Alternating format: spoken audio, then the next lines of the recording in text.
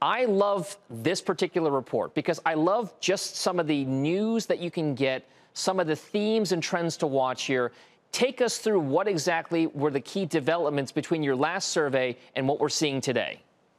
Great. Well, thank you, Dominic, for having me on. I mean, it's been quite a year. I mean, these teens have been dealing with COVID-19 for the last 12 plus months, and it's really reshaped their behavior. And so I'd say a few of the key takeaways is we're seeing online shopping penetration, the highest we've seen ever. We've seen females actually start to outspend males, and that's very encouraging. I think that's probably the most important data point coming out of this survey, because the last time we saw female spend start to outspend males, that was the beginning. That was in fall of 2009, and that was beginning of a multi-year apparel replenishment cycle. So we're encouraged by some of the green shoots as we kind of move from the last 12 months of what has been lockdown into kind of the reopening opportunities. So to your point, Nike was the #1 brand, both apparel and footwear once again. Athletic is a dominant trend, but there are some green shoots in other areas of the female wallet that we're encouraged by. So Aaron, we often talk about this notion that, crises sometimes exacerbate trends that were already currently in place or taking root.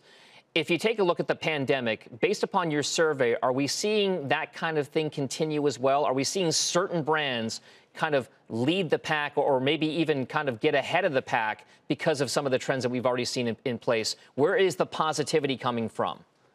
Sure. So we are seeing, casualization of fashion. That has been a multi-year theme that was, that predated the pandemic. That has clearly been exacerbated to the upside in the pandemic. So Nike, the #1 brand, Lulu hit the newest high we've seen, #4 apparel brand. Even brands like Under Armour, which have been laggards in our survey, started to rebound. So we are still bulls on the athletic theme.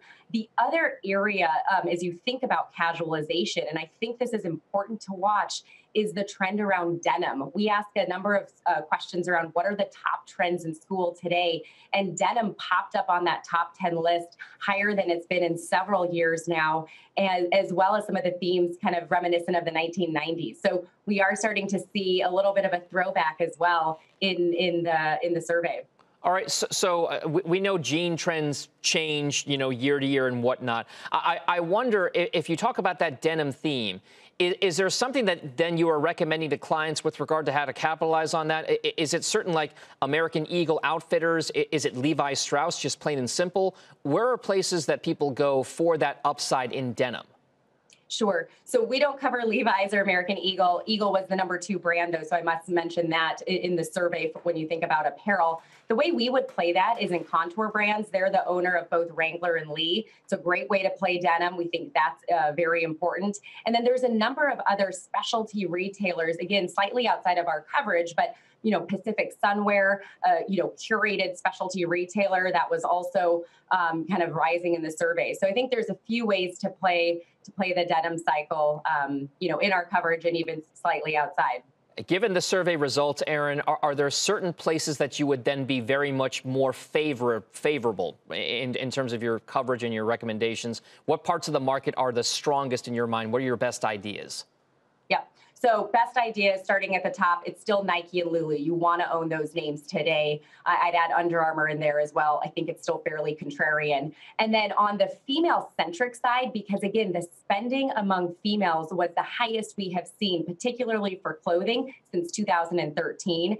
We're looking at names like Revolve. This is a female-centric e-com player. We raised our price target this morning, $53 price target. We would be buying Revolve. It also took a near all-time high in our survey. And then Tapestry, they are the handbag player. We do think handbags are, primed for a rebound here. And they own Coach and Kate Spade. Both brands also took multi-year highs in our survey. So Tapestry raised our price target to $54 today. We think that's another way to have some risk on the female recovery spending trade.